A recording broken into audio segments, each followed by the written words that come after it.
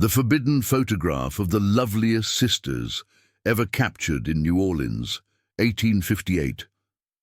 The summer heat of New Orleans pressed down on the French Quarter like a suffocating blanket, thick with the scent of magnolia blossoms and something darker that lingered in the narrow streets.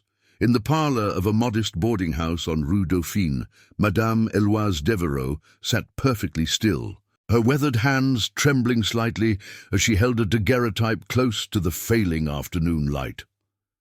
The photograph showed two young women, their faces luminous even in the sepia tones of early photography.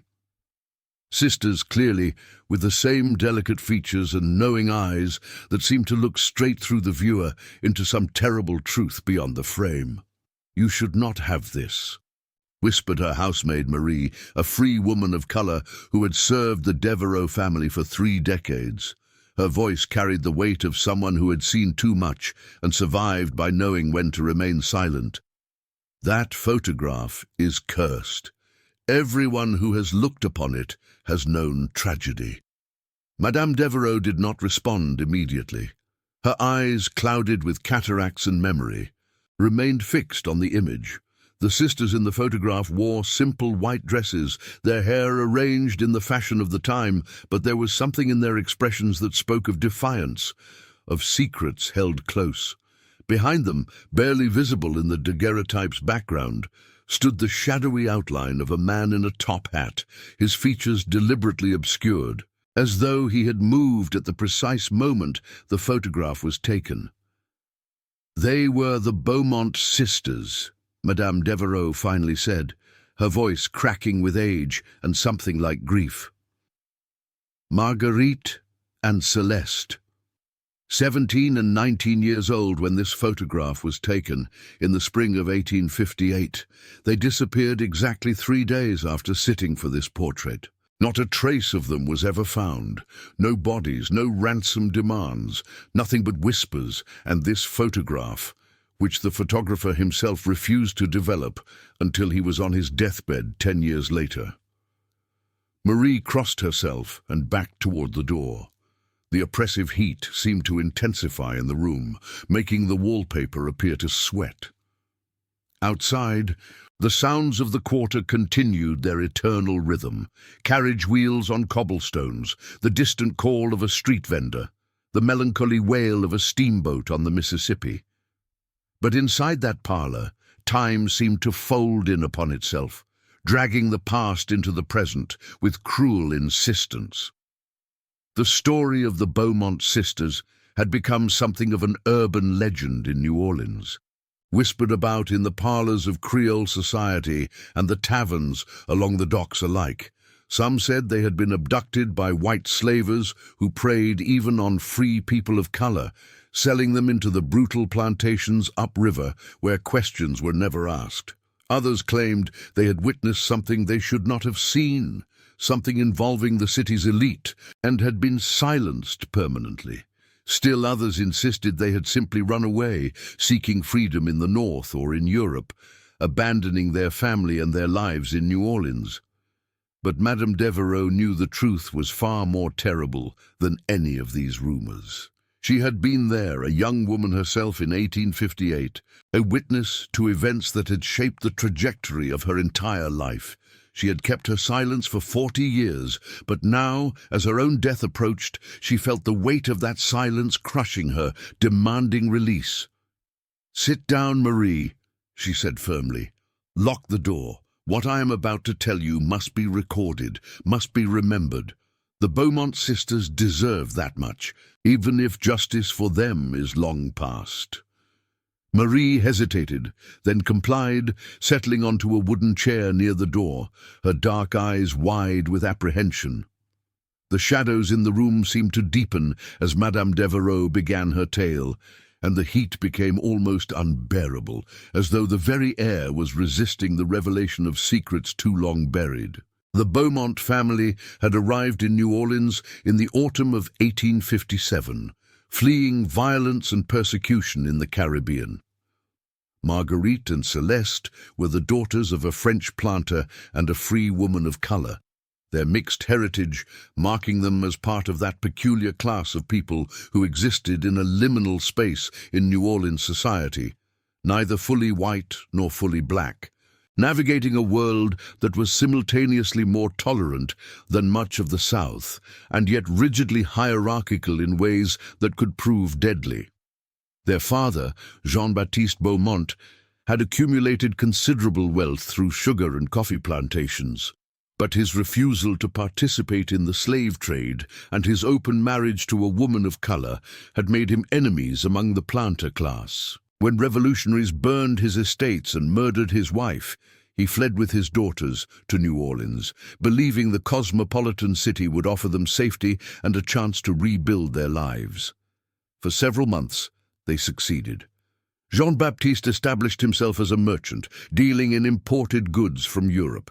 His daughters, educated and refined, quickly attracted attention in New Orleans society. Their beauty was undeniable, but it was their intelligence and spirit that truly set them apart. Marguerite played piano with the skill of a conservatory graduate. Celeste spoke 4 languages and wrote poetry that was whispered about in literary circles, but their very existence was a threat to certain people in New Orleans.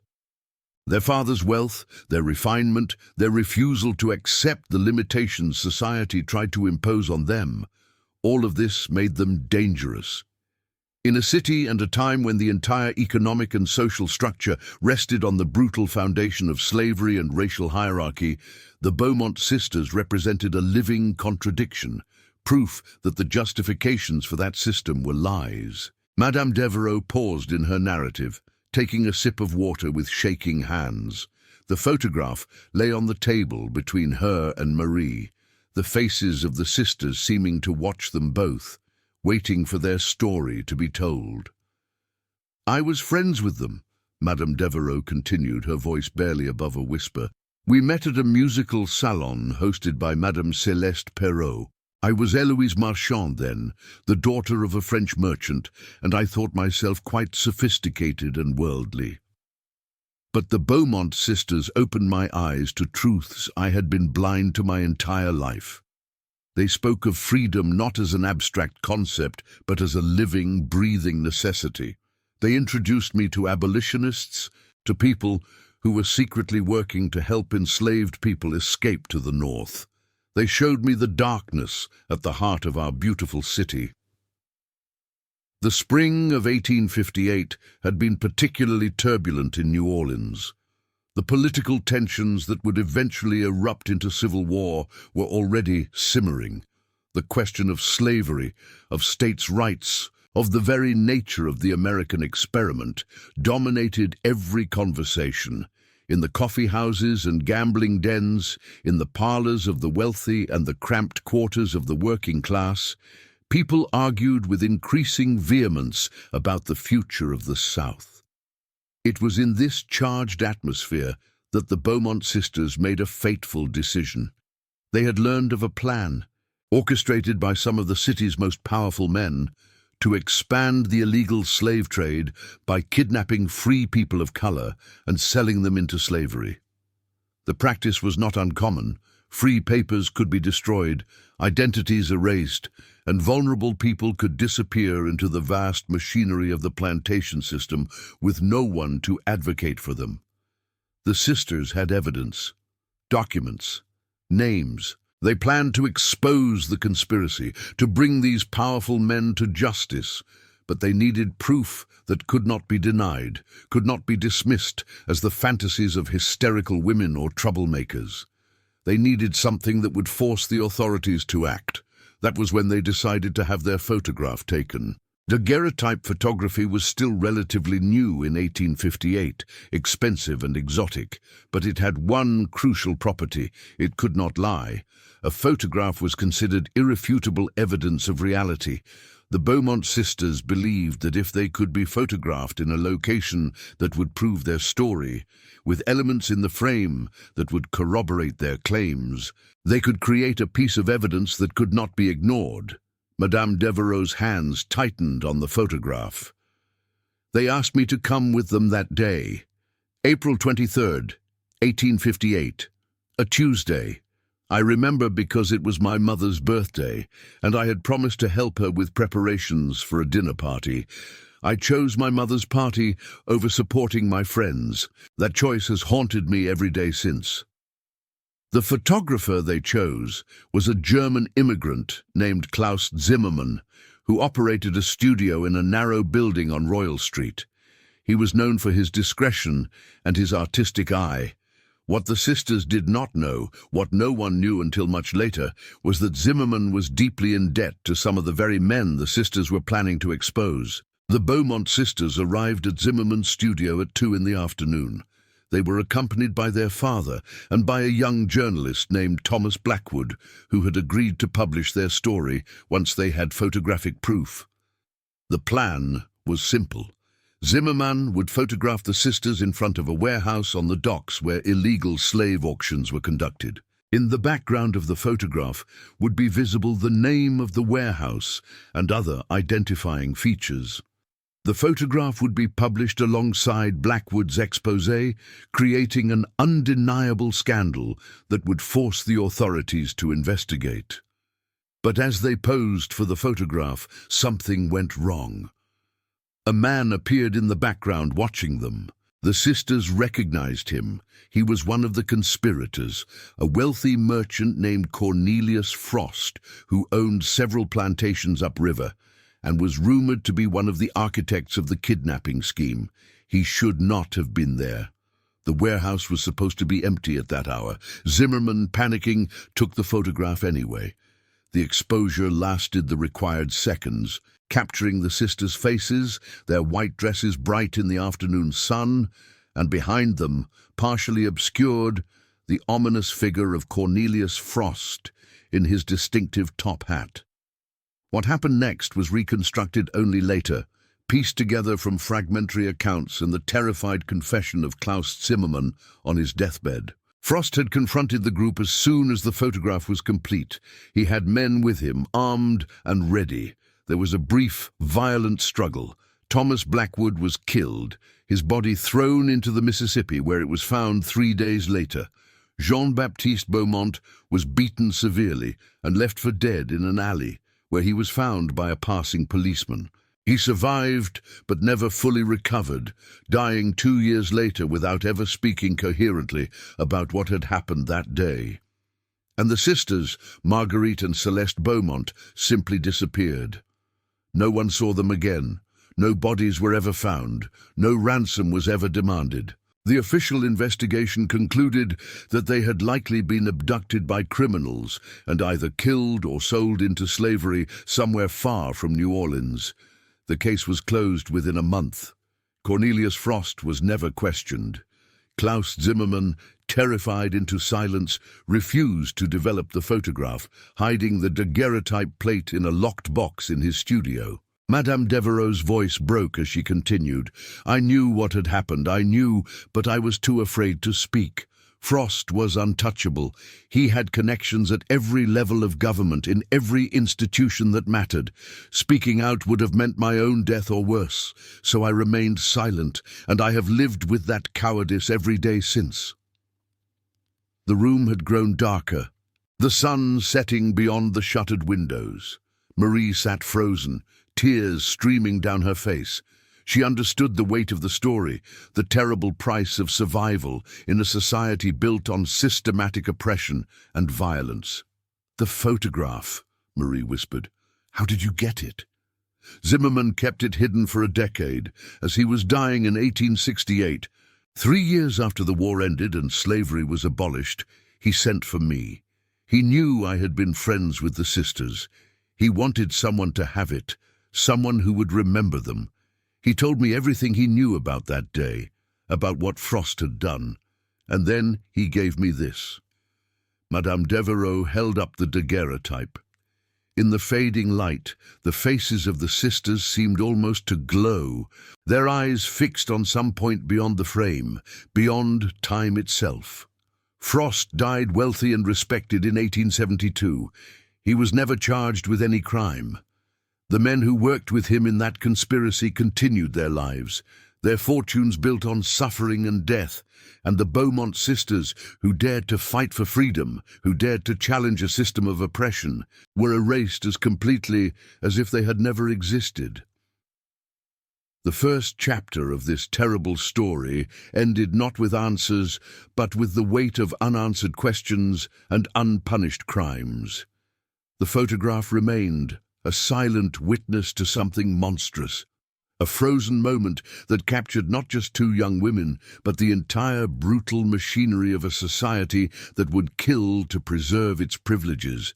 As night fell over New Orleans, Madame Devereux sat in the darkness, the photograph still in her hands. Marie had left to prepare dinner, but the old woman remained, remembering. The heat had finally broken, and a cool breeze came through the shutters, carrying with it the eternal smell of the river and the distant sound of music from the quarter. "I am sorry," Madame Devereux whispered to the photograph, to the sisters captured forever in that moment before their world ended. "I am so sorry I did not stand with you." The faces in the photograph offered no absolution, no comfort. They simply stared out from their prison of silver and glass, forever young, forever waiting for a justice that would never come.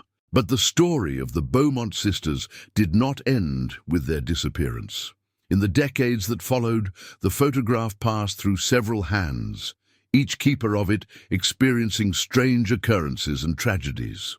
Not supernatural occurrences, as superstitious people like to claim, but rather a pattern of events that suggested someone, somewhere, was still working to suppress the truth of what had happened on that April afternoon in 1858. In 1875, 7 years after receiving the photograph from Klaus Zimmermann, Madame Devereux attempted to have the image published in a New Orleans newspaper alongside an account of the sisters' disappearance. The editor who agreed to publish it was found dead in his office 2 days before the issue was set to go to press. The official cause of death was listed as a heart attack, but those close to him reported that he had received threatening visitors in the days before his death. The photograph was stolen from Madame Devereux's home during a burglary in which nothing else was taken. She recovered it only by pure chance 3 months later, when she discovered it in a pawn shop on Rampart Street. The pawnbroker claimed a well-dressed gentleman had sold it to him, saying it was a family heirloom he no longer wished to keep. The description the pawnbroker gave matched that of Cornelius Frost's son, Gabriel, who had inherited his father's business empire and, it seemed, his commitment to keeping certain secrets buried. By the time the photograph came back into Madame Devereux's possession, she was elderly and in poor health.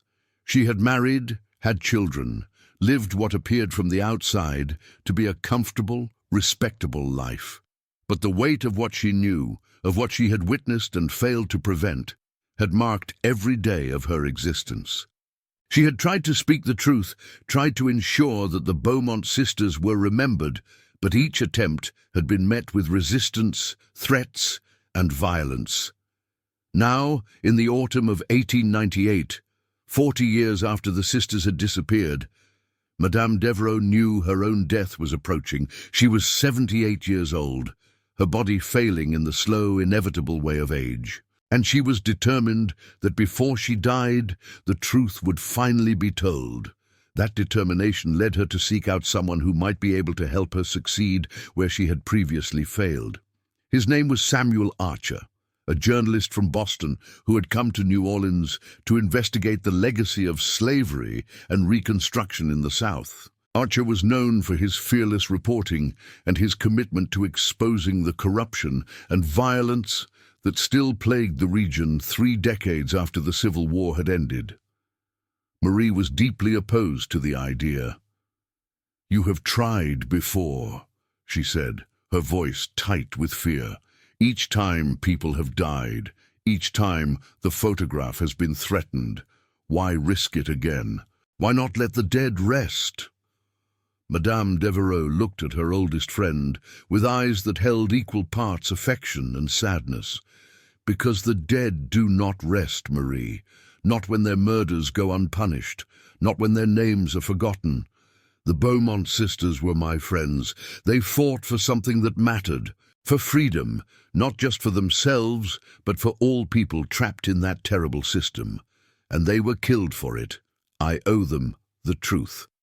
The meeting with Samuel Archer was arranged for a Tuesday evening, the same day of the week that the photograph had been taken 40 years earlier. Madame Devereux was not a superstitious woman, but she believed in the power of dates and anniversaries to focus the mind, to remind people of what had come before. Archer arrived at the boarding house on Rue Dauphine precisely at 8 in the evening. He was a tall man in his early 40s, with the lean, intense look of someone who spent more time pursuing stories than taking care of himself. He carried a leather satchel filled with notebooks and had the slightly disheveled appearance of a person who lived more in his mind than in the physical world. "Madame Devereux," he said, bowing slightly as Marie showed him into the parlor. "Thank you for agreeing to speak with me. I understand you have information about an incident from 1858. "I have more than information.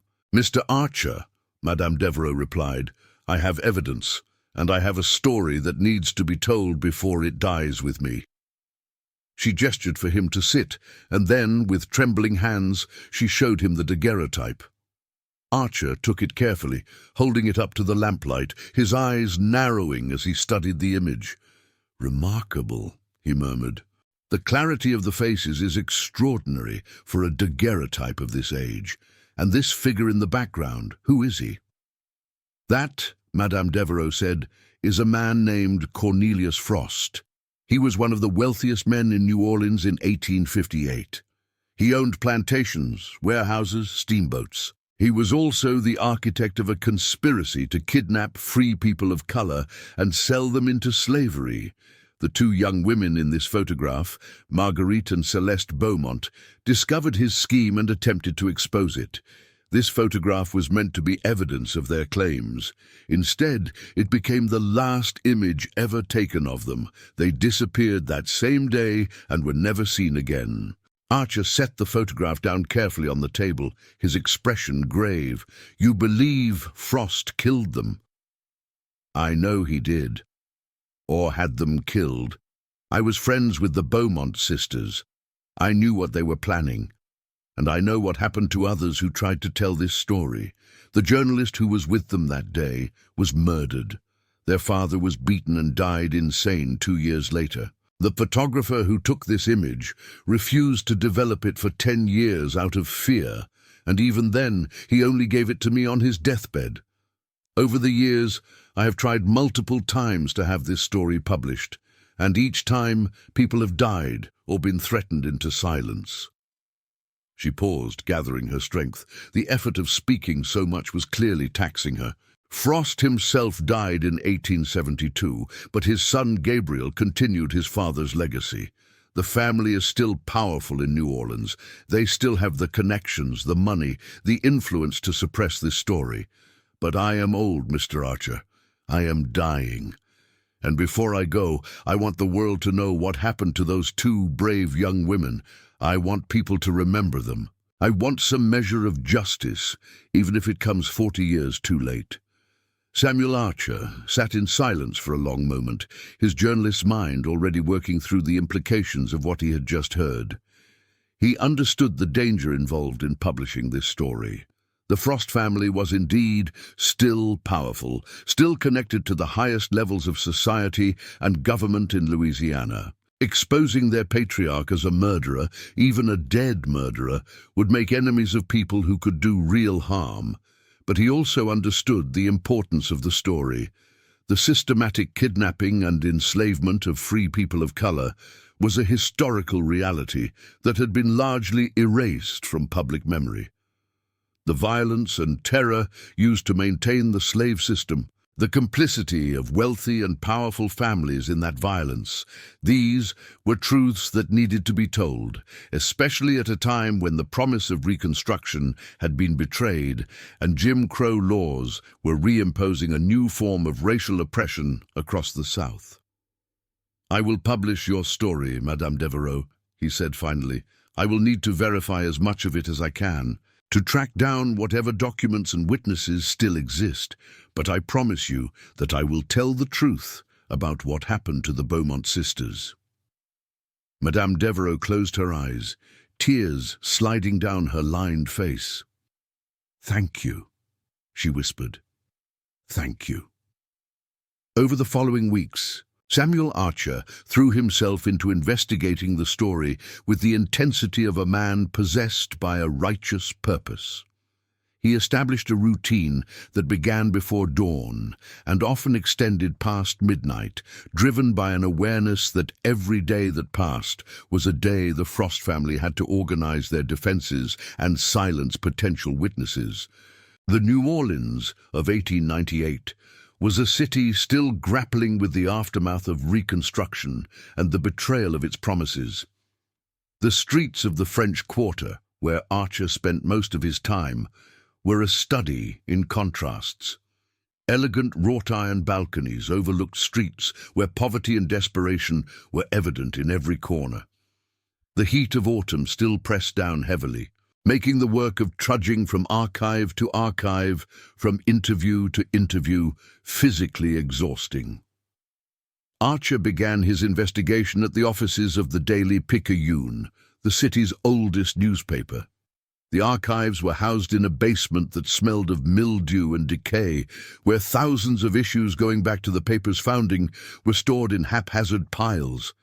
He spent 3 full days there, working by lamplight in the windowless space, searching through papers from 1857 and 1858 for any mention of the Beaumont family or unexplained disappearances. What he found was revealing not just about the specific case, but about the broader pattern of violence in the city during that period. There were dozens of brief notices about free people of color who had gone missing, typically buried in the back pages and never followed up. There were reports of bodies found in the river, identified only by general description, never investigated with any real thoroughness. There were editorials defending the slave system and warning darkly about the dangers of abolition and racial equality. He also found mention of the Beaumont sisters, though not by name. In May of 1858, there was a brief item noting that 2 young women of mixed blood had disappeared and were believed to have eloped with sailors bound for foreign ports. The item was clearly designed to suggest that the sisters had been women of loose morals, an early effort to discredit them and dismiss concern about their fate. From the newspaper archives, Archer moved to the city's court records, housed in a building on Royal Street that had once been a Spanish colonial administrative center. Here he searched through property records, wills, business filings, anything that might illuminate Cornelius Frost's business dealings and connections. What emerged was a picture of a man who had been at the center of a vast network of commerce that depended fundamentally on slavery. Frost had owned 4 plantations in Louisiana and Mississippi, a fleet of steamboats that transported cotton and sugar, warehouses on the docks, shares in banks that financed plantation operations. His wealth had been immense, and his political influence proportional to that wealth.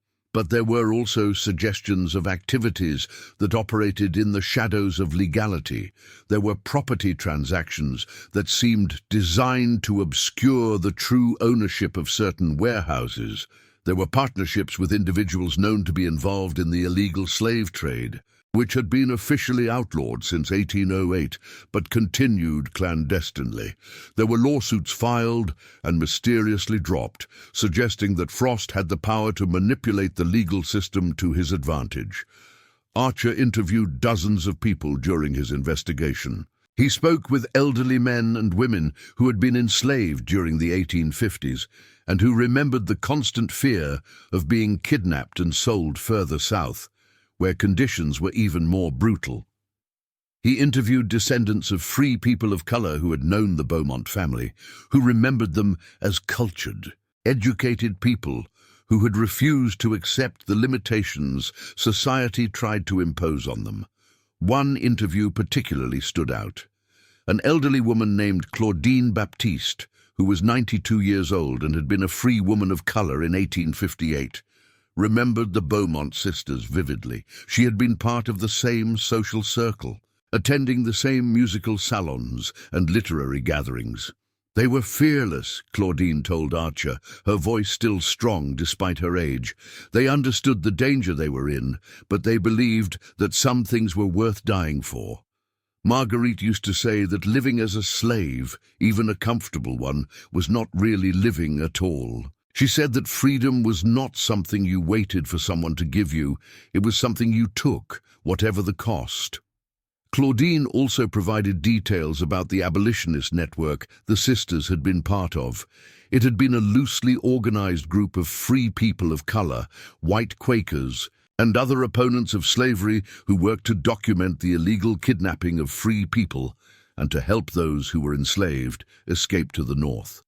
The network had operated in secrecy, knowing that exposure meant death or imprisonment.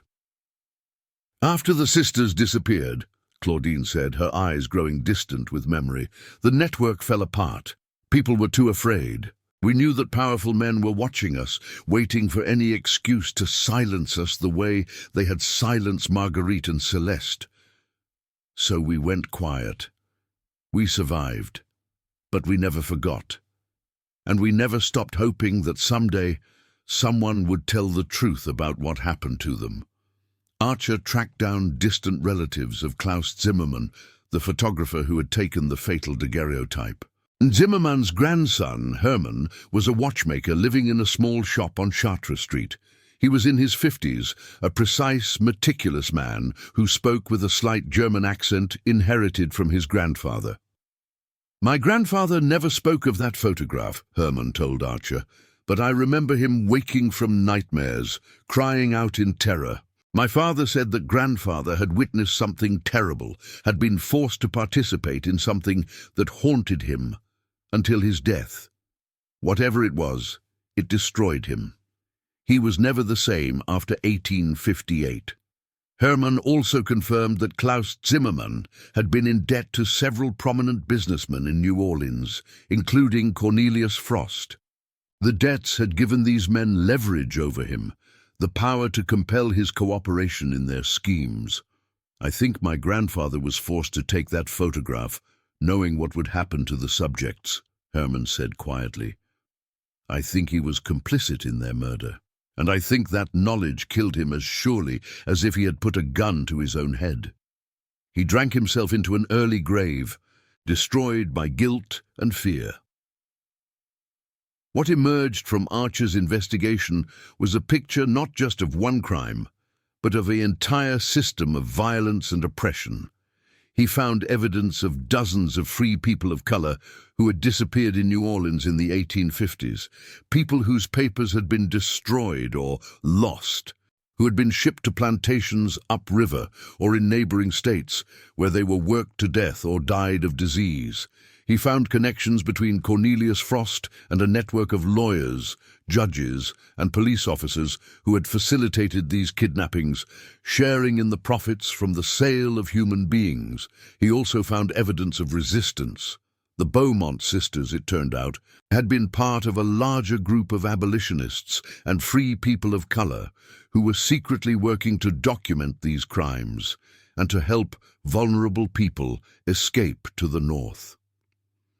Their disappearance had been a devastating blow to this network, scattering its members and forcing many into silence. But Archer's investigation did not go unnoticed.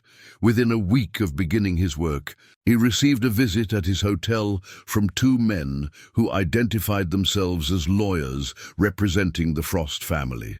They were polite but firm. They informed him that any publication of unfounded allegations against the Frost family would result in immediate legal action. They reminded him that libel laws were very strict in Louisiana, and that a journalist from out of state would find little sympathy in local courts. Archer, who had faced threats before in his career, was not intimidated. He continued his investigation, taking care to document everything, to build a case that was so thoroughly researched that it could withstand any legal challenge. It was during this period that the strange occurrences began. These were not supernatural events, but rather a pattern of harassment and intimidation that was designed to make Archer's work impossible.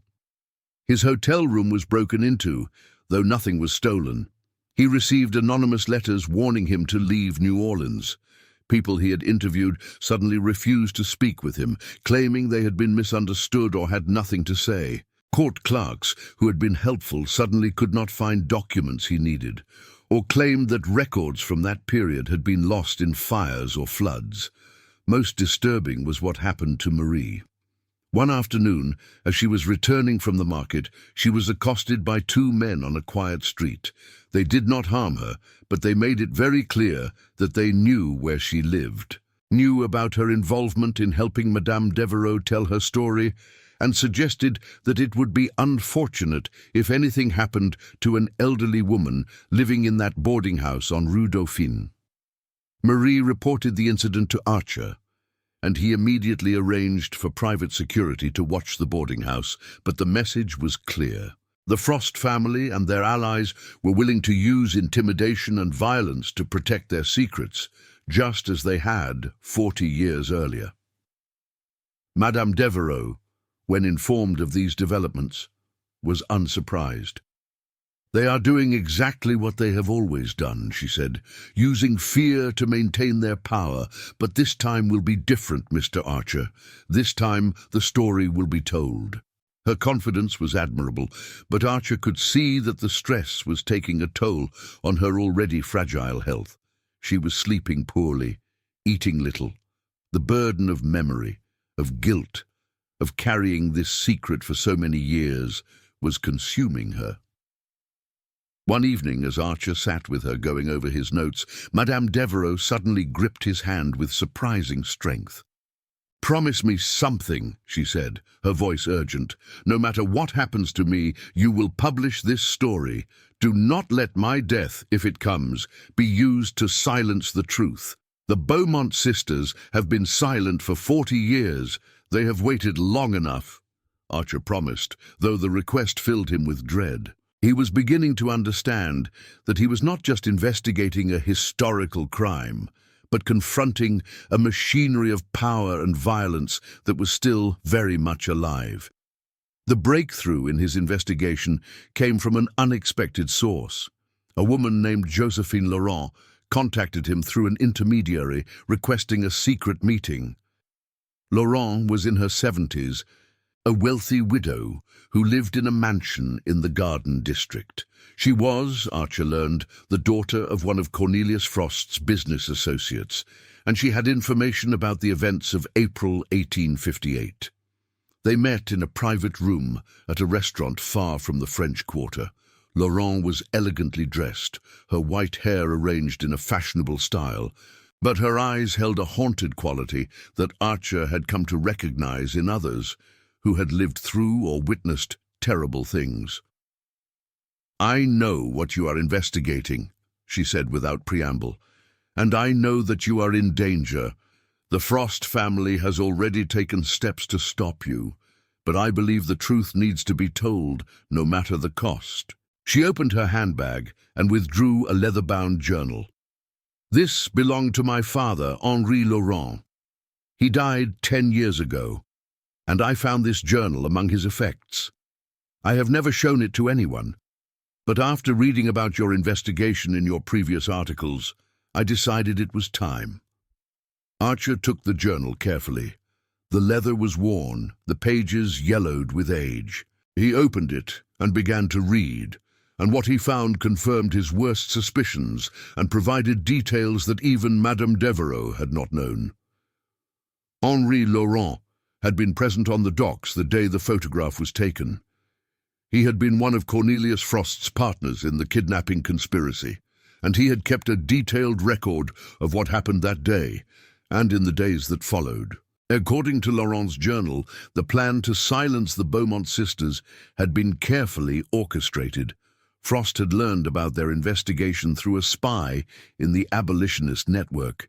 He had arranged for someone to inform him of when and where the photograph would be taken.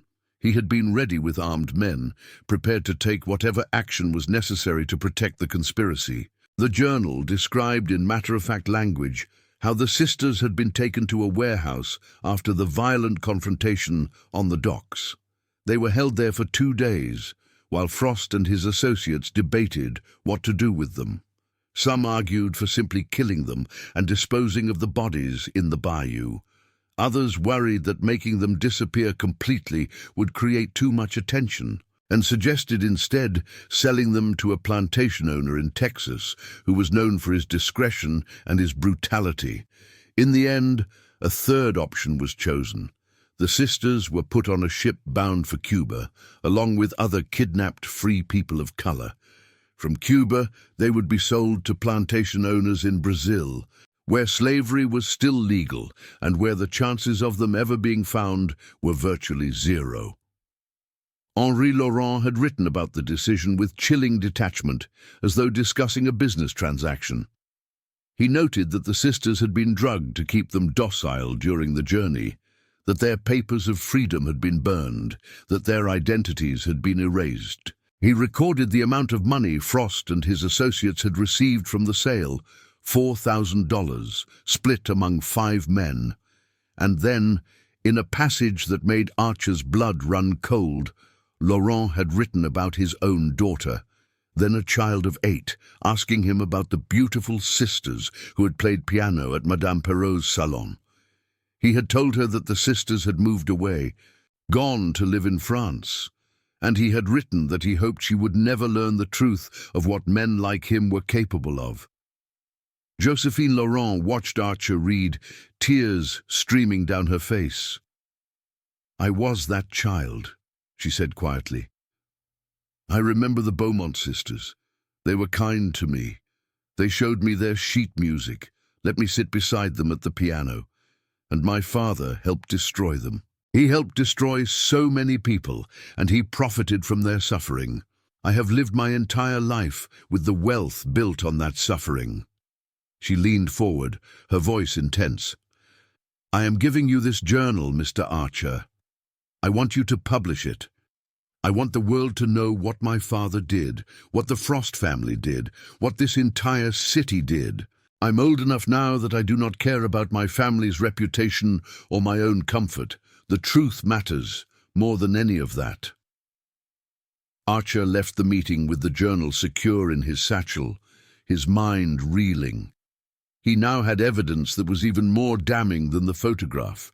He had a first-hand account of the crime, written by one of the perpetrators. It was exactly what he needed to make the story undeniable, but he also understood that possessing this evidence put him in grave danger. The Frost family would not hesitate to use violence to prevent this journal from being published. He needed to act quickly to get the story into print before something happened to stop him. He returned to the boarding house on Rue Dauphine to inform Madame Devereux of what he had learned, but when he arrived, he found the house in turmoil. Marie met him at the door, her face stricken. "She collapsed this afternoon," Marie said. "The doctor is with her now. He says her heart is failing." Archer rushed up the stairs to Madame Devereux's bedroom.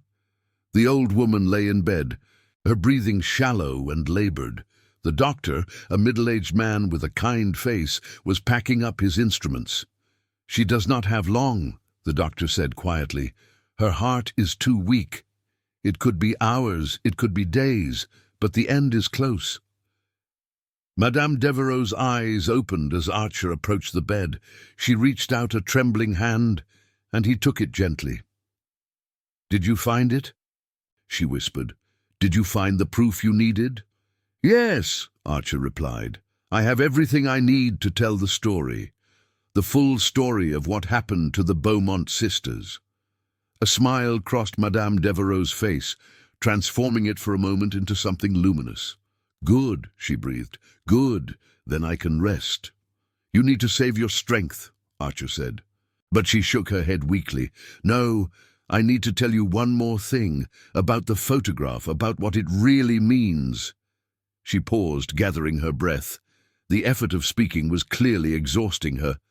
"That photograph is not cursed, Mr. Archer. People like to say it is, but that is just superstition. What the photograph really is evidence. Evidence of a crime. Evidence that powerful men would do anything to suppress. Every tragedy associated with that photograph has not been supernatural punishment, but deliberate human action. People enforcing silence. People protecting their power and their wealth. She coughed, and Marie hurried forward with water, helping her sip. The photograph is important not because of some mystical property, but because it captures a moment of resistance. Two young women who refused to accept the world as it was, who fought for something better, who were willing to risk everything for freedom, and that is why it had to be suppressed. Not because it was cursed, but because it was true. Her eyes closed, and for a moment Archer thought she had died. But then she opened them again, fixing him with an intense gaze. Tell their story, Mr. Archer. Make people remember them. That is the only justice they will ever receive. Memory. The refusal to let them be erased. Those were the last coherent words Madame Eloise Devereux spoke. She lingered for 2 more days, drifting in and out of consciousness, and then died peacefully in her sleep on the morning of November 3rd, 1898. Marie was with her at the end, holding her hand and whispering prayers. Samuel Archer attended the funeral, a small affair with only a handful of mourners. As he stood by the grave in St. Louis Cemetery, watching as the tomb was sealed, he felt the weight of responsibility settle over him like a physical burden. He had promised to tell the story, and now that promise took on the quality of a sacred obligation. But telling the story would not be simple. The Frost family's lawyers had already filed an injunction preventing Archer from publishing anything about their clients. They argued that he had no credible evidence, that his allegations were based on hearsay and the ravings of a senile old woman. They threatened massive lawsuits if he proceeded. Archer knew that he needed to find a way around these legal obstacles. He needed to publish the story in a venue that was beyond the reach of Louisiana courts, that had the resources to fight a legal battle if necessary. He found that venue in McClure's Magazine, a national publication based in New York that had made its reputation on investigative journalism and muckraking articles that exposed corruption in business and government. The editor, S.S. McClure, was immediately interested in Archer's story. After reviewing the evidence, the journal, the photograph, the testimony of witnesses, McClure agreed to publish a comprehensive article exposing the Frost family and the kidnapping conspiracy. The article was titled "The Lost Sisters of New Orleans, a Study in the Economics of Human Bondage." It ran in the January 1899 issue of McClure's Magazine, accompanied by a reproduction of the daguerreotype photograph of Marguerite and Celeste Beaumont. The impact was immediate and powerful. Within days of publication, the article became the most talked-about piece of journalism in the country. It was reprinted in newspapers from Boston to San Francisco, from Chicago to Atlanta. The photograph of the sisters, reproduced thousands of times, became an iconic image, their faces staring out from front pages and magazine covers, silently testifying to the horrors they had suffered. The article sparked outrage across a wide spectrum of American society. Abolitionist groups and civil rights organizations held rallies and demonstrations, using the story of the Beaumont sisters as a rallying cry for continued vigilance in defending the rights of Black Americans. Churches devoted sermons to the story, framing it as a moral lesson about the wages of sin and the importance of standing up for justice, even at great personal cost. In New Orleans itself, the reaction was complex and divided. Many in the Black community saw the article as a vindication, proof that the violence and terror they had experienced both during slavery and in the decades since had not been forgotten or dismissed. There were gatherings in churches and community centers where people shared their own stories of loss and resistance, creating an oral history that had been suppressed for too long. But among the white elite of New Orleans, particularly those families whose wealth had been built on slavery, the reaction was one of fury and denial. They attacked Archer's credibility, claiming he was a northern agitator with an axe to grind against the South. They insisted that the article was based on forgeries and the testimony of unreliable witnesses. They organized boycotts of McClure's magazine and any business that advertised in it. The Frost family's reputation was destroyed overnight, but they did not go quietly. Gabriel Frost, who had inherited his father's business empire, attempted to sue McClure's magazine for libel, demanding $1 million in damages. He hired the most expensive lawyers in Louisiana and prepared for a long legal battle that he was certain he would win. But the evidence was too strong, the testimony too credible. Archer had done his work thoroughly, building a case that was documented with primary sources and eyewitness accounts.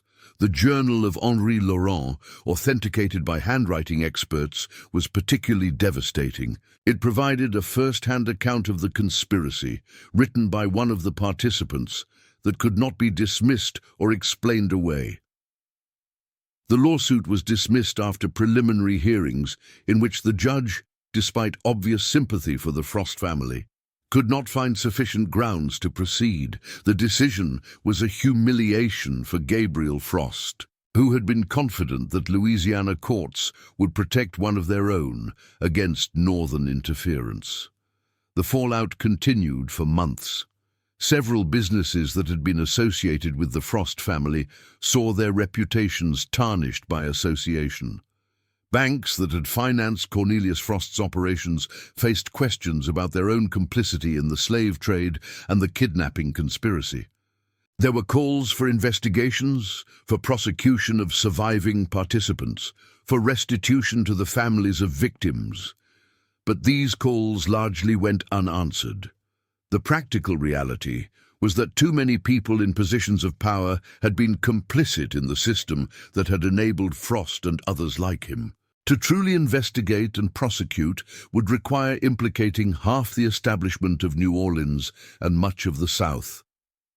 The political will for such a reckoning did not exist, particularly in the climate of 1899, when Reconstruction had failed and Jim Crow laws were being implemented across the South.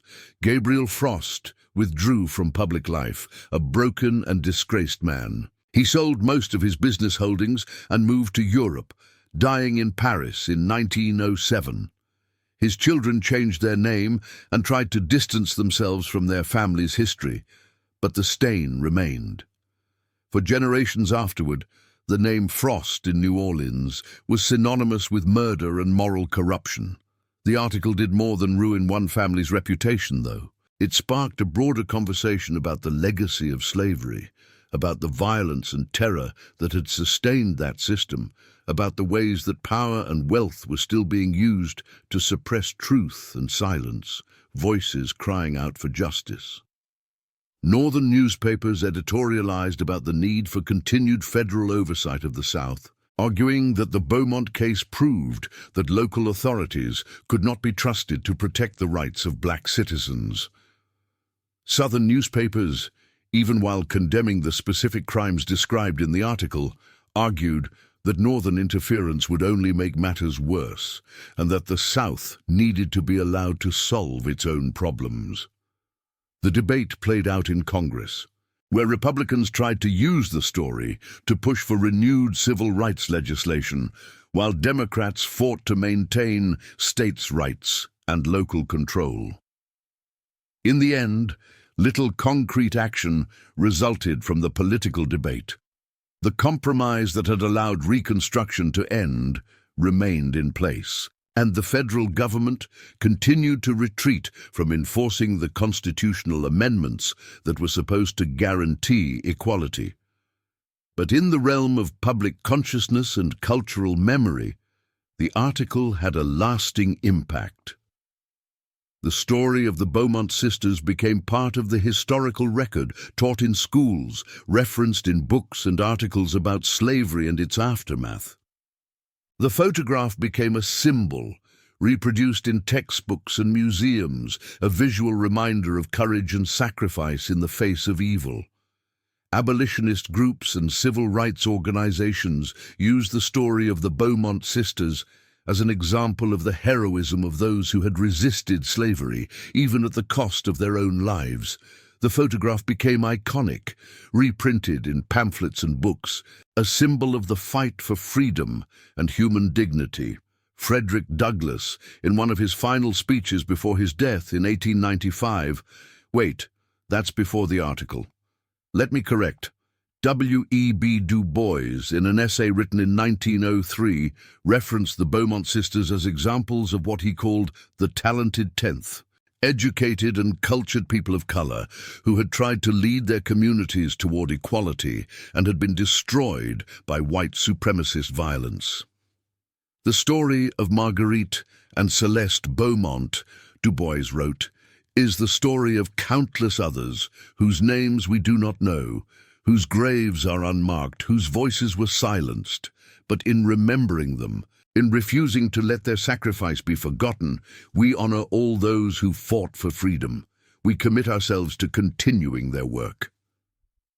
Yet, for all the attention the story received, one crucial question remained unanswered. What had actually become of Marguerite and Celeste Beaumont? Henri Laurent's journal indicated they had been shipped to Cuba and then to Brazil, but there was no further record of them. Had they survived the brutal conditions of Brazilian slavery? Had they ever managed to escape? Had they died young, their lives cut short by disease or violence? Samuel Archer spent years trying to answer these questions. He traveled to Cuba and Brazil, searching plantation records, interviewing elderly people who might remember two young women of mixed race who spoke French and had once played piano and written poetry. But the trail was cold, the records incomplete or destroyed. The machinery of slavery had been efficient at erasing identities, at making people disappear.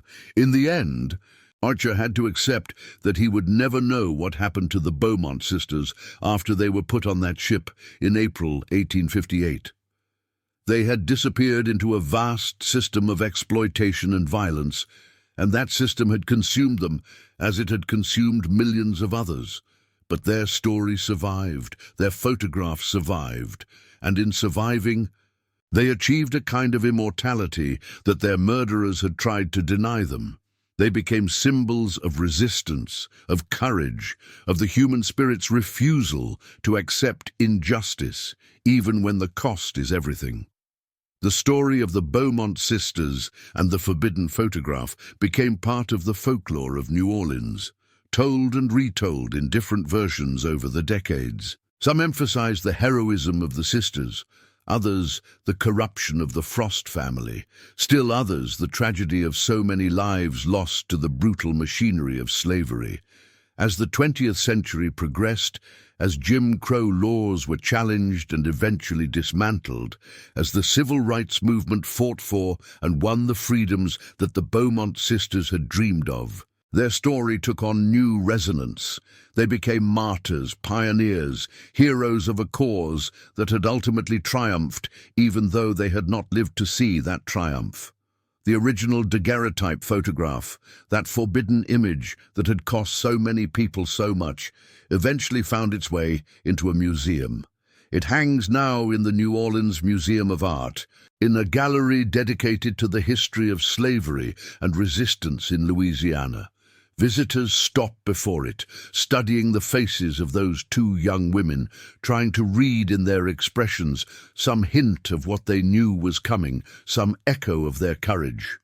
And the photograph does speak in its way. It speaks of a moment frozen in time, a moment when two people dared to stand up against an evil system, knowing full well the price they would pay. It speaks of the countless others who made similar choices, who fought for freedom even when that fight was hopeless.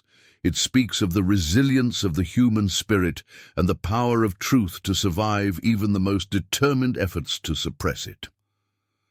Samuel Archer continued his career as a journalist, but he never wrote another story that affected him as deeply as the story of the Beaumont sisters. He kept in touch with Marie, visiting New Orleans when he could, ensuring that Madame Devereux's sacrifice in finally telling the truth was remembered and honored. Before Marie died in 1913, she gave Archer a packet of letters that Madame Devereux had written over the years, but never sent. They were addressed to the Beaumont sisters, long epistles in which the old woman had poured out her guilt, her sorrow, her memories of their friendship. Reading them, Archer wept for all that had been lost, for the friendships destroyed, for the lives cut short or warped by the violence of that time. He included excerpts from these letters in a book he published in 1920, a comprehensive history of slavery and resistance in New Orleans, that used the story of the Beaumont sisters as its emotional and moral center. The book was widely read and became a standard text in universities, ensuring that new generations would learn about what had happened and would understand the importance of vigilance in defending freedom. The forbidden photograph continued to fascinate people. Photographers and historians studied it, trying to extract every piece of information from its surface. They identified the warehouse in the background, confirmed that it had indeed been owned by Cornelius Frost and used for illegal purposes. They analyzed the clothing the sisters wore, the way they held themselves, trying to understand something of their personalities from these visual clues. But what struck most viewers was the expression in the sisters' eyes. There was intelligence there, yes, and beauty, but there was also something else, a kind of defiance, a refusal to be diminished or erased.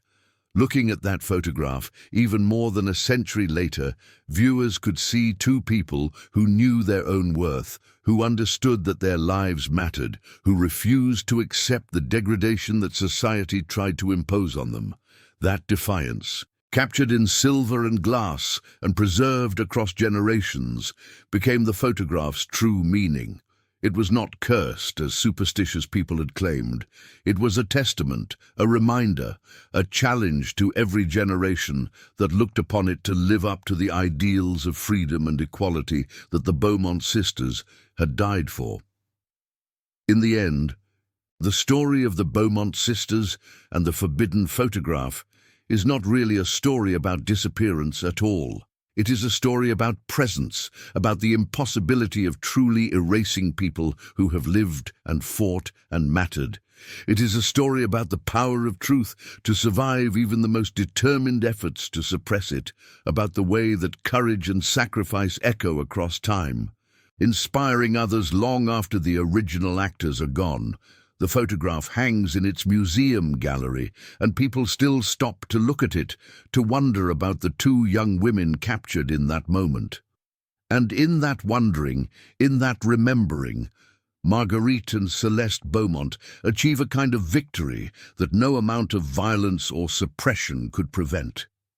They endure. Their story endures. And the truths they died trying to tell continue to resonate, reminding us that freedom is always worth fighting for, even when the fight seems hopeless, even when the cost is everything. The forbidden photograph is forbidden no longer. It has become instead a beacon, a light shining back through the darkness of history, illuminating not just one crime, but an entire system of crimes. Not just two lives, but millions of lives that mattered, that fought, that refused to be erased. In museums and books, in classrooms and conversations, the Beaumont sisters live on, their courage undiminished by time, their message as urgent now as it was on that April day in 1858, when they stood in front of Klaus Zimmermann's camera and dared to challenge an empire of evil. That is their legacy. That is what the photograph truly captures, not just two faces, not just one moment, but an entire struggle for human dignity and freedom that continues to this day. As long as people look at that image, as long as their story is told, the Beaumont sisters have not disappeared at all. They are with us still, witnesses and warriors, reminding us of what matters most and what is always worth fighting for.